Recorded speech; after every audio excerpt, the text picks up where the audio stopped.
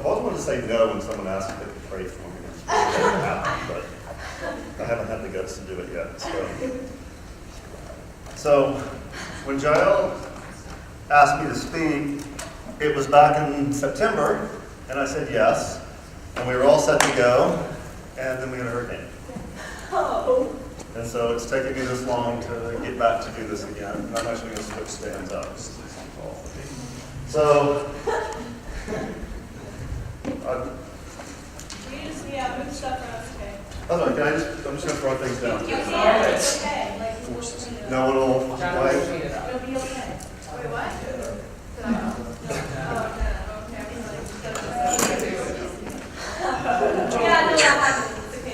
I guess I'll be preparing that, so.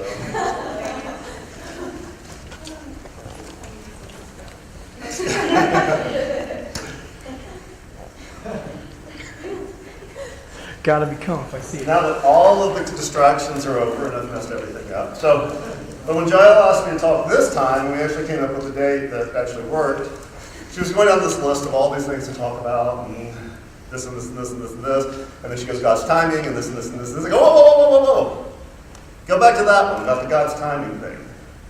And that's just a subject that I love to talk about, and because it's probably one of the most difficult situations that I deal with when I'm talking to people. When is God going to do this in my life? Why hasn't God done anything about that in my life? How did this happen, and how did God let this happen to me? And the questions just go on and on and on. And I don't know, God's timing is the best phrase for it, but just that whole section of when in our lives, when we just talk about when is God going to do the work in me that I need Him to do in me? And when is God going to do the things in my life that I really feel like He needs to do for me? It's not a selfish thing. So if I ever say, and if I ever do say that, and I'm going to say it up front because because sometimes I say things that I didn't mean to come out that way. If I say that God sits up there and laughs at us when we're praying, I don't mean that. I'm going to tell you right, it doesn't matter how small our why doesn't God, or when will God, or how big our why doesn't God and when will God is. No matter how big or small those are, He cares. If He laughs because how naive we are. That sometimes we place these questions about things we want in our life, things that we want to happen in our lives, goals that we want to accomplish in our lives, and we just place it so high up in our list that it becomes part of our spiritual walk with Him and can affect our spiritual walk with Him. And so when I say He laughs, He just laughs because it's just how naive we are to think that actually made it up to that level. Now, He cares. He still cares. He just, I think, looks at us and just smiles because it's like, oh, if you only knew. If you only knew.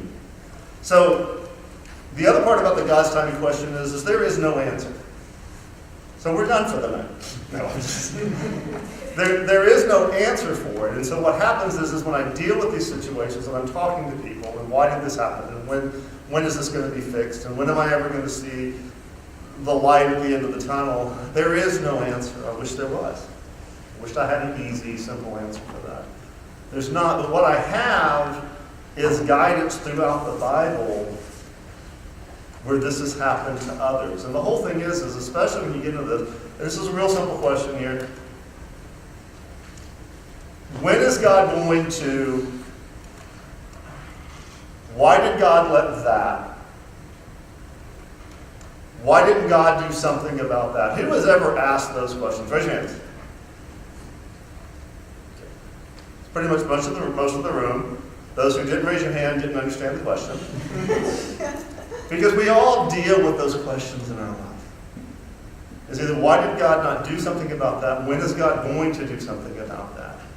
And so the thing about this is not one of those real good, feel-good teachings where we're all going to walk out of here with this answer to life's mysteries. What we're going to do is walk out of here with some comfort that we're not the only ones. Because that's the one thing the enemy loves to throw at us. When we're going through that time in our life where things are tough, not getting that direction you need, not getting the answers you need. You wake up in the morning and you find out one more thing just fell apart. And what am I going to do about it? And then we look at other people and their life is just so perfect. They have no problems, they just go on about life, and I just don't, why is everyone else's life perfect? And mine is so horrible. And that's part of the whole relief of that when everyone raises their hand. We all go through this. This is not a thing that it's just you, it's just me. It's everybody. I just may not be in that season and you may be in that season. There's going to be another time where I may be in that season and you're not anymore. So that's the way you have to look at it. There's the fact that you're not alone, you're not the only one, and people have gone through this. And some of the three things, or the 3 points that I think we look at, is the way we view this through God is, number one, there are times where we feel that God is completely inattentive to us. God, I'm over here. Do you not see me? No, he's here nothing. That he's just not paying attention to us. That's what we feel. We feel that he's uncooperative. God, I asked you to do this, but I wanted the red car, you gave me the blue car. I mean, come on. I wanted the iPhone, whatever the newest one is, and you gave me the 4. You're not cooperating with me. Or your God's just late. It's like, oh, great. If you'd shown up yesterday, that would have been fine.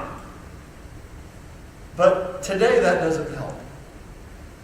And those are areas I want to talk about tonight. And like I say, this is something that we all deal with. You're not the only one. It happens to all of us. And there are so many pastors that have a bad habit of sort of giving you the wrong information on this.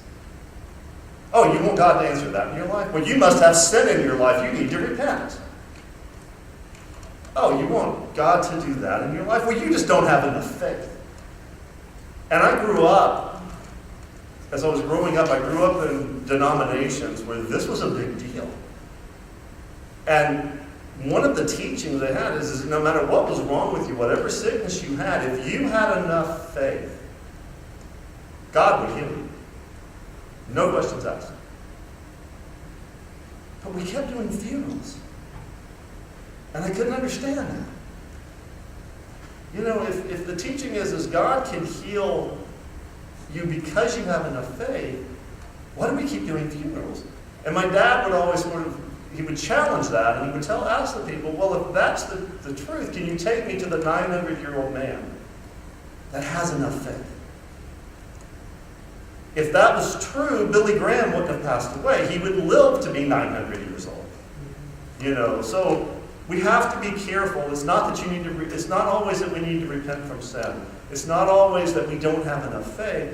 And the way I'm going to show you this is we're going to go through 3 stories tonight. And I got to go quick. But I'm going to go through 3 stories about great men of God that dealt with this in ways that what we deal with in our lives is nothing compared to what they dealt with in their lives. So these are 3 stories of men of God who God loved. He loves us. But these are people that God by name specifically said he loved them. These are people that God knew their name personally and spoke to them. But yet there were times in their lives where they feel like God was inattentive, that God was uncooperative, that God was late showing up for them. One was described by Jesus as the greatest guy that had ever lived. Another one was asked to do a big thing for God. And he gave it everything he had. And he just had one simple request from God. And we'll find out how God answered that request. And the last one is described by the way that we would all love to be described. He is described as the man who Jesus loved. That's the only introduction he needed, was that he was the man who Jesus loved. And if you said that to Jesus, he would know exactly who you were talking about. And others around him would know exactly who you're talking about. So these are not three little people that have little parts in the Bible. These are three major players that Jesus knew.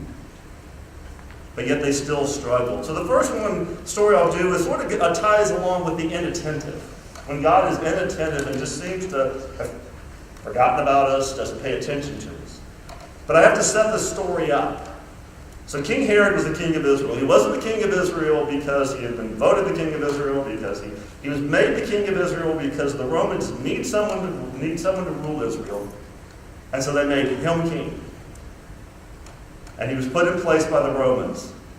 He's the same Herod that killed babies sent soldiers to kill babies in Bethlehem because he was afraid that Jesus was going to grow up and be a king and take power away from him. This was not a good guy. He killed wives. He killed children. He killed mother-in-laws. He was, in fact, the Roman emperor said it was better to be Herod's pig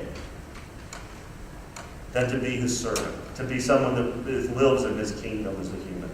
Because he was so brutal. And at the time he died, he gave an order that everyone that was anyone in society, people who were big names in society, the people who everyone knew, he ordered, when he knew he was going to die, he ordered that every one of them be gathered up and put in prison. And he said, on the day I die, I want you to kill every single one of them. Because on the day I die, I want someone to be grieving. And this will assure that people will be grieving on the day I die.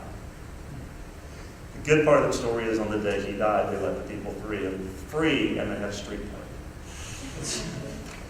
Go further in the story, two of the sons, they broke Israel in half. Rome broke it in half and said, it's just too big, we need to break this in half. So Herod Archelaus became the ruler of the southern area.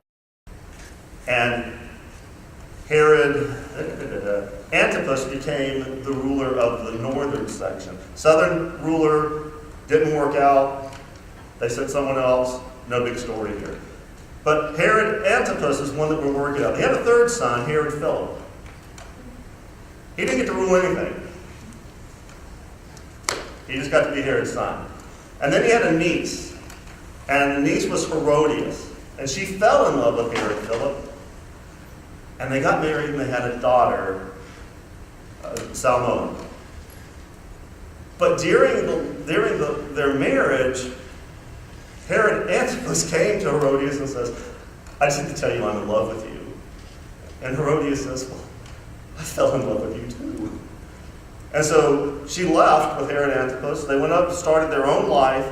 She divorced her husband because he was a ruler. She loved his power. And so that sort of sets all of this up. But around this time is when a man called John the Baptist comes on the scene. And John the Baptist was a man that was Jesus' cousin. And he was called to introduce the world to Jesus and to prepare the world for Jesus. And he was preaching that people needed to stop sinning and to stop their rebellious living. Well, one of the things that he did is when Herodias would come down, he would call her out. You're a sinner. You are living with your husband's brother. And then he would see Herod Antipas, and he would say, you're a sinner. You're living with your brother's wife. This is against not only Jewish law, it's against the law of God. So Herodias she did not like John the Baptist, and she wanted him dead. Herod Antipas was afraid of John the Baptist because so many people liked him. He was the common guy's man. And so he was afraid if he did anything that the crowds would turn on him. So he just let him get away with whatever he was doing and didn't act. Well, as we head into the story, what's happening is Herod has a party. Herodias' daughter comes in and dances. And she does this wonderful dance, and everyone's drunk, and they think this is a great dance. And so He offers her half his kingdom. I will give you whatever you ask, up to half my kingdom. And because she had conspired with her mother, she asked for John the Baptist's head. So that's where we're going to start with the first scripture. So if you would, open up to Mark 6:17, starting with verse 17. Keep your Bibles open. I'm just going to do pieces and parts, and I'm going to jump all over. And I don't have the scriptures up because I didn't know exactly how I was going to break them down. So I'm just going to stop mid-sentence at times. So this is where we are. That Herod had finally arrested John the Baptist to appease his wife. And it says, for Herod himself had given orders to have John arrested, and he had him bound and put in prison. He did this because of Herodias. Wait, sorry? Mark 6, starting with verse 17. So, yeah. He did this because of Herodias, his brother Philip's wife, whom he had married. For John had been saying to Herod, it is not lawful for you to have your brother's wife. So Herodias nursed a grudge against John and wanted to kill him, but she was not able to, because Herod feared John and protected him, knowing that he had him to be a righteous, holy man. When Herod heard John, he was greatly puzzled. Yet he liked to listen to him. That was the neat thing. When he was in prison, Herod would actually call him up and say, speak. And he would speak, and he would say, and you're a sinner. He goes, yeah, well, I know that, but keep going. I'd like to hear you speak. And then, as it goes on, John, here he is in prison. John is doing everything Jesus called him to do. Everything. He has deferred to Jesus. He didn't take credit. He baptized Jesus. He told his own disciples, don't follow me, go follow Jesus. Leave me and follow Jesus. And now he's in prison. And he's hearing stories of all these great things that Jesus is out there doing. And all these people he's healing. And all these people he's setting free. And he's going, but wait a second. What about me? I'm your cousin. I announced you. All you got to do is clap your hands. And these prison doors would just open and I could walk out of here. And it's at times like that in our lives that we begin to question and we let our faith we let it get shaken. Why am I here? And so then let's jump to Matthew 11, starting with verse 2. And it says, when John, who was in prison, heard about the deeds of the Messiah, he sent his disciples to ask him. Now this is John, the man who was announcing Jesus to the world, the man that baptized Jesus and heard the voice of God, this is my son, in him I am well pleased. He knew these things. And he said to his disciples, I want you to ask them this. Are you the one who has come, or should we expect someone else? And his disciples, I'm sitting there, were probably embarrassed. It's like, you're not out here, John. You don't see what this man is doing. We're going to have to interrupt some miracle or some huge, great thing where he's changing the world to say, oh, by the way, are you really the one? Your cousin wants to know. But he was living in a place where he felt like he had been forgotten. That he had been praying and God wasn't listening.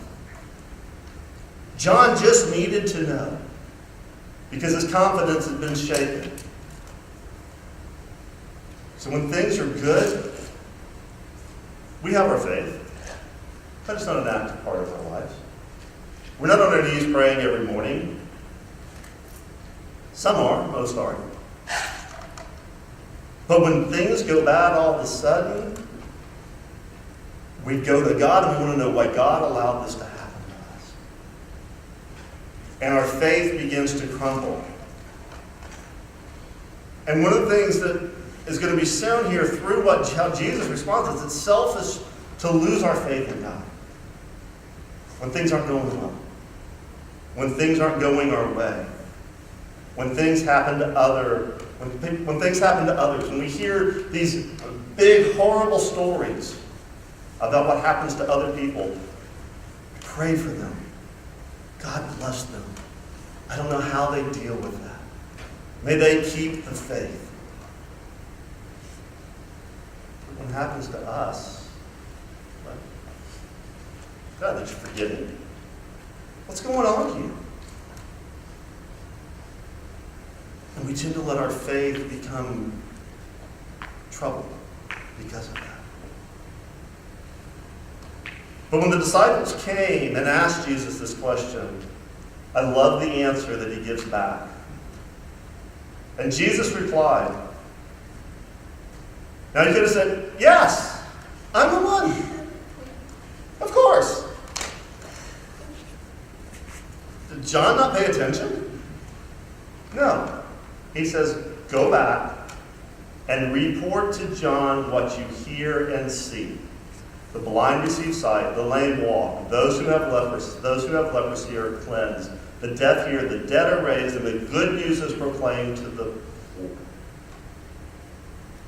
He's saying he's in prison. He's not out here. He doesn't see this. You need to tell him this is what's happening out in the world. Lives are being changed. And that's sort of good enough, and that's the end of the question. Into the answer, but then he almost goes, oh, and by the way, just also let him know, blessed is anyone who does not stumble on account of me. That's a weird statement. Blessed is anyone who does not stumble on account of me. So what he's telling John is that don't lose your faith. Don't give up. Don't walk away from what you know because you think I'm not paying attention. Because if you don't walk away, if you don't stumble, you will be blessed. But the beauty of how he says it is, blessed is anyone. Blessed is anyone applies to everyone here tonight. Applies to everyone in the world at any time, at any place, at any time in history. He wasn't speaking to John, he was speaking to all of us. That at those times when we feel like God is just not cooperating with us and not listening to us,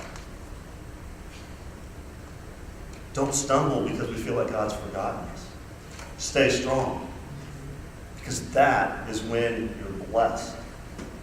And that's when God is truly with you, even though that you don't know that he's there. You see, our personal circumstances don't always coincide with how God feels about us. Things are horrible. God must hate me. That's the other question on here. Why does God hate me so much? God doesn't hate you. You see, proof of how Jesus loves you was shown on the cross. And nowhere else. The story doesn't end well for John. Because after the daughter danced and talked to her mother and said, I want the head of John the Baptist, they cut his head off. This is a man that announced the coming of Jesus Christ. And the question was in his life is, are you really the one? Do you really care about him? And Jesus' response wasn't, I'm bringing the Calvary and I'm going to pull you out of there. It was don't stumble because of how you feel. Don't stumble because you're worried that I'm not paying attention to you. Keep the faith, and you will be blessed. And the second story is when God is uncooperative. That's why we can look at that as the story of what a lot of people know as Saul, who then became Paul. And Paul is the person who took the gospel out of Jerusalem and Judea and spread it around the world. For 20 years, he was a traveling evangelist, getting on boats, going into places that were dangerous, and pretty much risking his life to share the gospel of Jesus Christ. He came to Christ 3 years after Jesus' death, is when he became a believer. And soon after, he became afflicted with something that what it was. But the best way we can describe it is that it had to be some impediment that got in the way or knocked his confidence down or made him fearful for what he was trying to do. Some people have said it was epilepsy, and then he'd be in the middle of speaking and he'd have an attack, and people back then would think you were demon-possessed. Could have been something with his eyes where he couldn't see good. It could have been, we don't know. It could have been anything. But it was something that made him have to work harder for his confidence to do what he was doing. And he asked God to take this away from him. So 2 Corinthians is where we're going to go next. Chapter 12. 2 Corinthians chapter 12.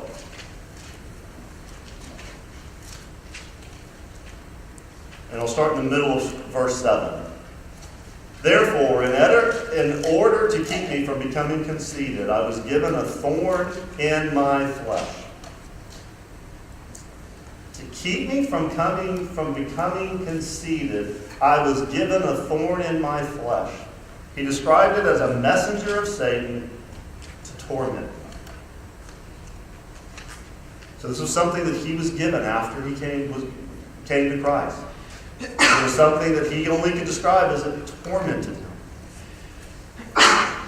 He's traveling around the world, giving up everything, risking his life to serve Jesus and to spread the gospel to parts of the world that didn't even know about him. And this was his request. 3 times I pleaded with the Lord to take it away from me. Now, he's not saying that on Monday he went to God and said, okay, God, I need you to take this away from me. And on Tuesday he woke up and goes, it's not gone. Well, I'll wait till the end of the day. So, all right, give it till Wednesday. Wednesday morning he woke up and it wasn't gone. Okay, God, I'm going to plead with you again. Take this away. And he waits and waits and waits till Friday. So it's not like a Monday through Friday thing. This is what we think is 3 seasons in his life. 3 long seasons in his life. Could have been over the whole 20 years. Where he came to God and he says, God, take this away from me. Paul was doing miracles. He was able, through the power of Jesus, through the power of God, God used him to heal people. But yet, he couldn't get this taken care of. He was going out and proclaiming the gospel. But he couldn't deal with this. So for 3 seasons, he begged. Think of the bargaining chips he had with God. But God, remember when I did this? But God, remember over here when this happened? No, God, remember that story over here. No one will ever forget that. I did that for you. And in verse 9 it says, but he says, 3 times I pleaded with the Lord to take it away from me. And in verse 9, basically God says no. What he says is, but he said to me, my grace is sufficient for you, for my power is made perfect in weakness. So what God's saying is in your weakness, in this thing that keeps you humble, in this thing that could possibly distract you from the work that you're doing, my power is made perfect.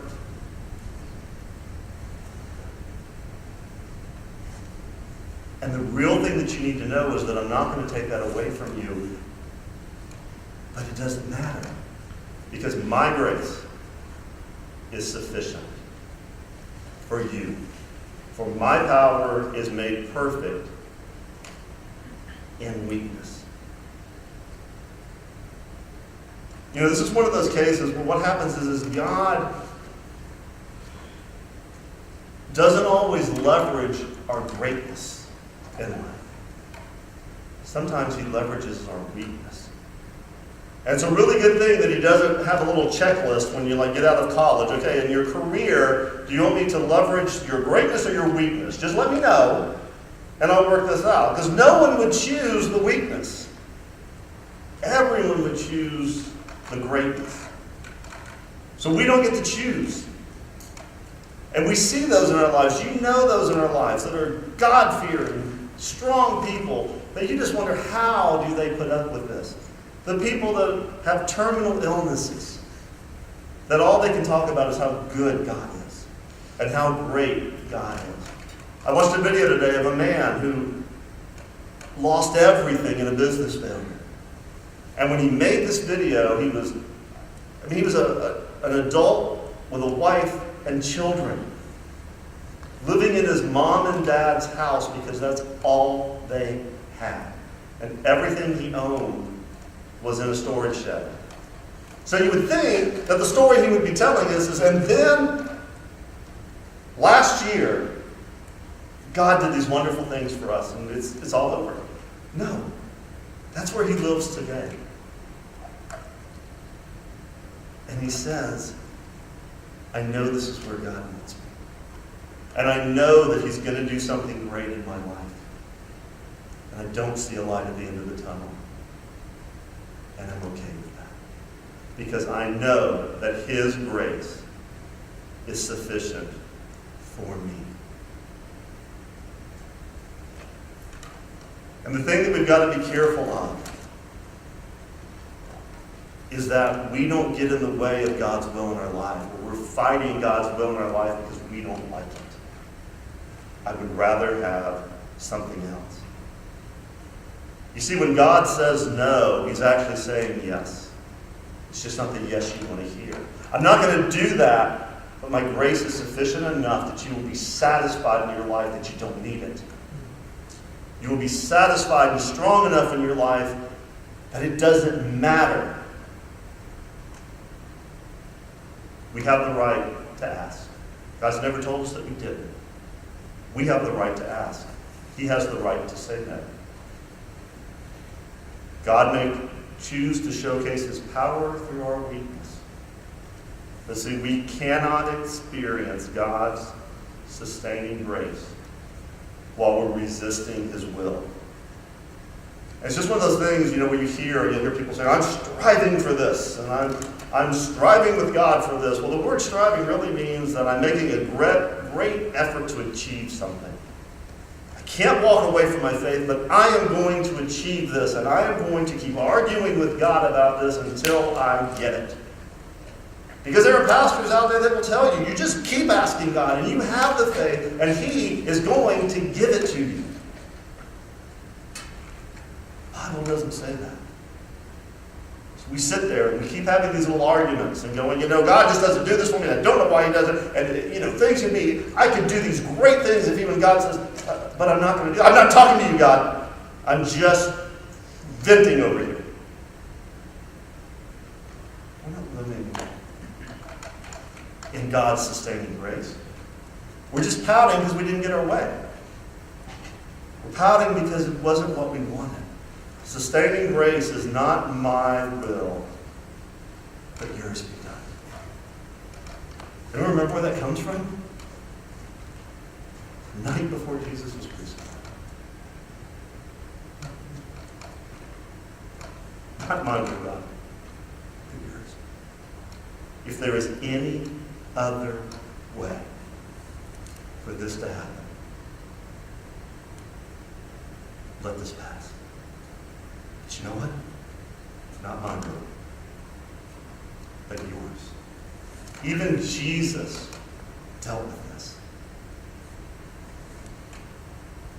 I need you, and what we're saying is God is telling us, I need you to do what you think you don't have the strength to do. I'll give you the strength. The people who persevere are the ones that make the most impact. People that live through the hard times, that struggle through the difficult times, that we can look back and go and say, I remember when this happened in their lives and they walked through it and they didn't get a happy ending, but they still love God. They make an impact. The last one I want to talk about, and I'm going to try to do this as quickly as I can, is when God is late. And this sort of shows the happening of when God sort of doesn't do something about that. And so what he did is he created a that he didn't do anything about. And then he makes this whole story about it. And it just shows how people respond when God doesn't do what we thought he would do. It starts in John 11. It's actually the whole chapter. I'm not going to read it all. We're going to read pieces and parts. I'm going to jump all over it. And this is a story, and just try not to remember the ending of the story, because if you've heard the story, you know the ending of the story. But you got to remember the people who read the story when it first started did not know the ending. They looked at it from a clean slate, going, oh my gosh, Jesus did what? You're kidding me. So John 11, starting with verse 1. And it just basically, Jesus was about a day and a half away from a man called Lazarus. He was the man that Jesus loved. And Lazarus and his sisters had seen Jesus do many great things. And so when they got into trouble, they sent word to Jesus. So in verse 1, now a man named Lazarus was sick. He was from Bethany, the village of Mary and her sister Martha. And then it goes on to say, this Mary, whose brother Lazarus lay sick, was the same one who poured perfume over the Lord and wiped his feet with hair. So everyone back then goes, oh, that Mary, because everyone was named Mary back then. There's all kind of Marys in the Bible. So the sister sent word to Jesus, and I love this, Lord, the one you love is sick. Jesus knew exactly who it was. Jesus knew that it was Lazarus. And Jesus responds, when he heard this, Jesus said, this sickness will not end in death. No, it is for God's glory, so that God's Son may be glorified through it. Once again, the most bizarre statement you've ever heard is this man is at death's door, and you're saying that this sickness is for God's glory? He's about ready to die. And that's the way you're going to describe it, that this is for your glory? Well, isn't this a little bit about him and not you right now? And then the next statement is that now Jesus loved Martha and her sister Lazarus. Martha and her sister and Lazarus. The Bible wants to make sure you knew he loved these people. He knew them by name. He cared for them. So when he heard Lazarus was sick, he ran to Bethany and healed Lazarus. It's not what the Bible says. When Jesus heard that Lazarus was sick, he stayed where he was for 2 more days. What would you think if you basically called a family member and says, it's mom, it's dad, it's your brother, it's your sister, it's your spouse, and they're dying. And their response was, oh, well, I've got things to do here. I've got 2 more days of work to do. I'll be there in a couple of days. Don't worry about it. No, you don't get it. They're dying. They may not be here in 2 days. Don't worry about it. But it's going to take you 2 days to travel here. It's not the response you would find from someone who loves you. He waited. Stopped. Didn't move. And then after 2 days, he said to his disciples, let's go back to Judea. And the disciples said, but Rabbi, they said, a short while ago the Jews tried to stone you. And yet you're going back there? He does several teachings within this. And I'll do this one real quick. And he says, Jesus answered, are there not 12 hours of daylight? Anyone who walks in the daytime will not stumble. I sort of get that. If it's light outside, I'm going to be able to see where I'm walking. For they see by the world's light. It is when a person walks at night that they stumble, for they have no light. Happened to all of us. Daytime, no problem. Nighttime, we fall flat on our face because we don't see the thing in front of us that trips us. But what he's saying is I'm here. I am the light. The 12 hours represents his time here. He says, I'm not going to be here. So you need to go with me. Because then when you deal with the difficult times, you're not going to know what to do. But if you go with me while I'm here, you'll understand why this sickness is for God's glory. And after he said this, he went on to tell them, our friend Lazarus has fallen asleep, but I'm going there to wake him.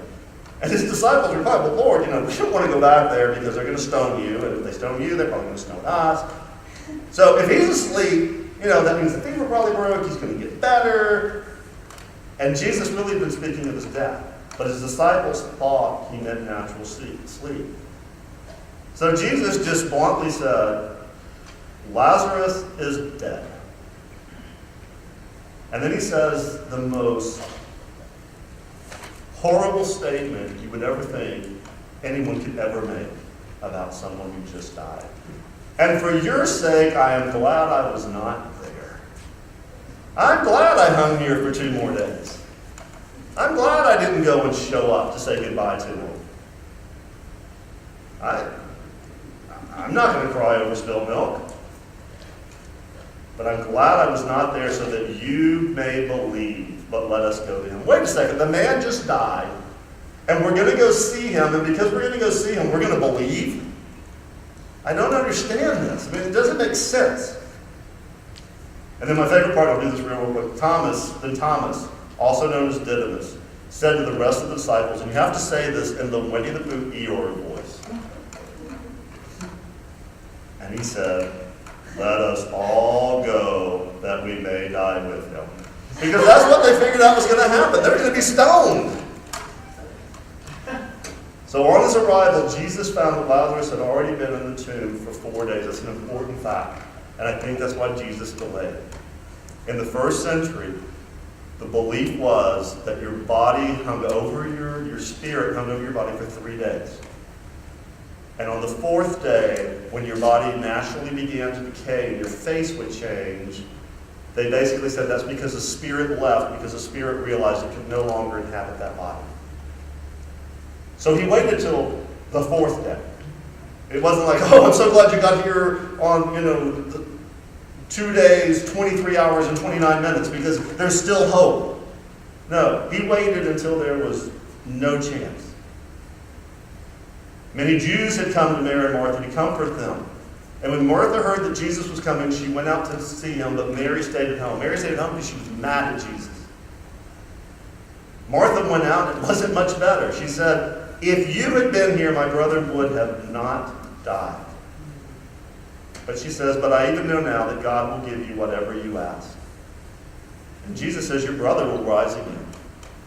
That's a statement that every pastor uses, and every time they meet with a family with someone that just died. And so Martha responded, I know he will rise again in the resurrection in the last day. Jesus said to her, wait a second. I am the resurrection and the life. The one who believes in me will live even though they die, and whoever lives by believing in me will never die. Do you believe this? He's basically saying, you're talking about a future event that's going to happen someday down the road. I'm talking about right now. I am the resurrection. Do you believe this? Yes, Lord, she replied. I believe that you are Messiah, Son of God, who has come into the world. So she goes back and tells Mary. Mary comes running out to Jesus. Says, Jesus is asking about you, Mary. She comes out and has pretty much the same conversation to Jesus, still saying the same thing. If you had just come, Lazarus would not have died.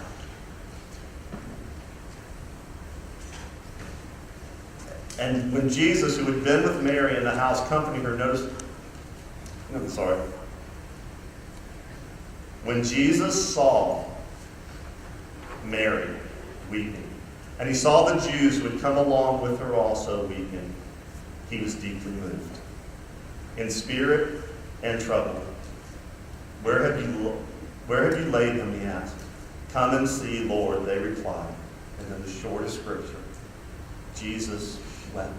And what Jesus is saying is all of your questions, all of your whys, all of the why didn't you do something about that, all of the when are you going to do something about that, make a difference to him. He cares. When he sees our pain, he goes, oh yeah, I know. I understand. I know what you're doing. And they said, "See how he loves him."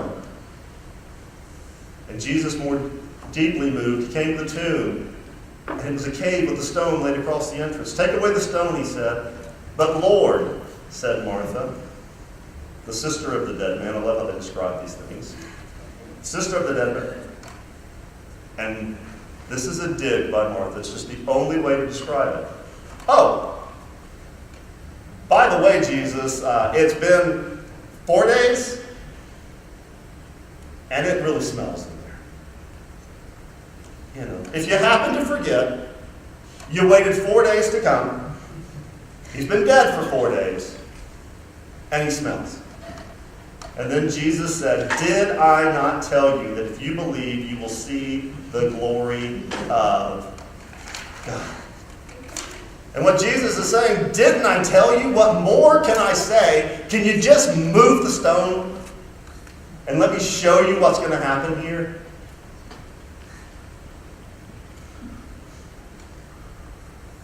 So they took away the stone, and Jesus looked up and said, "Father, I thank you." And I love this prayer. He says, "Father, I thank you that you have heard me. I knew that you always hear me, but I said this for the benefit of the people standing here." So basically saying, "Oh God, by the way, I know there's people watching us, and we talk all the time. They just don't quite understand that. And we already know what's going to happen here. We know when it's going to happen. We know how it's going to happen. But I'm sort of like talking to you, so they see me talking to you, and they sort of make some significance out of it. So are you good? I'm good. Okay, let's do this now. Okay, you ready? Because now that we're ready to do it. That they may believe that you sent me." When he said this, Jesus called out in a loud voice, "Lazarus, come out." The dead man came out, his hands and feet wrapped with strips of linen and cloth around his face.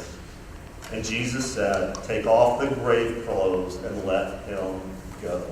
So here they were in a situation. The brother was dead. They thought Jesus had completely forgot them. There was no hope in the world that they believed in. To the point that when Lazarus came out of that tomb, all they saw were mummies attacking the world. And they had to say, "Okay, it's okay. Go unwrap him." So what do we do with all of this? Story of John. What do you do when God seems inattentive? Exactly what Jesus told him when he sent the message back to him. "John, look back and remember when you were out here with me, ministering with me, what we were doing. Look outside your jail cell. Look outside your circumstances." Because what had happened is your world went from this to a small cell. Our prisons today would have been the Hilton Hotel compared to what he was in. His world was this big. And that's what we do when we have problems, when we're dealing with things and we don't feel like God's listening to us. Our world starts this big and it becomes this small all of a sudden. Look outside your circumstances. When God seems inattentive or distant, he hasn't forgot you. He is exactly where he planned to be. As I said, even Jesus asked, "Is there any other way?" In the midst of difficult times, we have to reflect. And remember the key part of the story. That Jesus said, "Blessed is anyone who does not stumble because of me." In Paul, the main thing that we have to know, it doesn't matter what we're dealing with, what we're facing, how bad things are around us, my grace is sufficient for you. When things don't change, when we feel our prayers aren't being answered, when things aren't going our way, it doesn't mean he's forgotten us. Quite briefly, all along. And with Lazarus, when God doesn't do something about that in your life,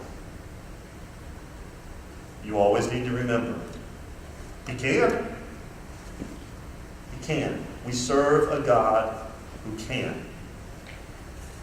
We also serve a God who sometimes waits. But in the meantime, we must trust him. And John 11:40 just sort of leads you exactly where we need to. You take all of these things, in the end, it just says, if you believe,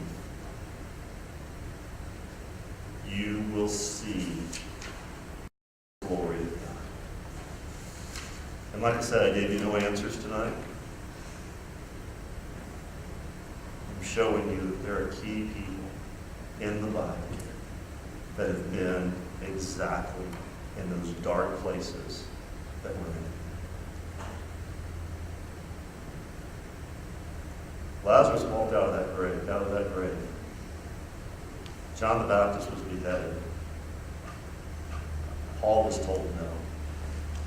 God's answer is going to be different for each and every one of us. But God said, if you believe, you will see the glory of God. Don't focus on your circumstances. Focus on being exactly where God wants you to be. And understanding that He will give you the grace, He will give you the strength to get through whatever it is you're going through. Let's pray. Heavenly Father, I just thank you for this time tonight. I thank you for just all that you've done for us. And I just pray that if someone here is going through this difficult time in their lives, they just sort of see this right now. They have these questions that we've talked about. That even if the hope that I can give them tonight is the fact that you do care, that's enough. Because you say it's enough. It's hard to hang on to that, but it is exactly what we need and what we need to do. In your name.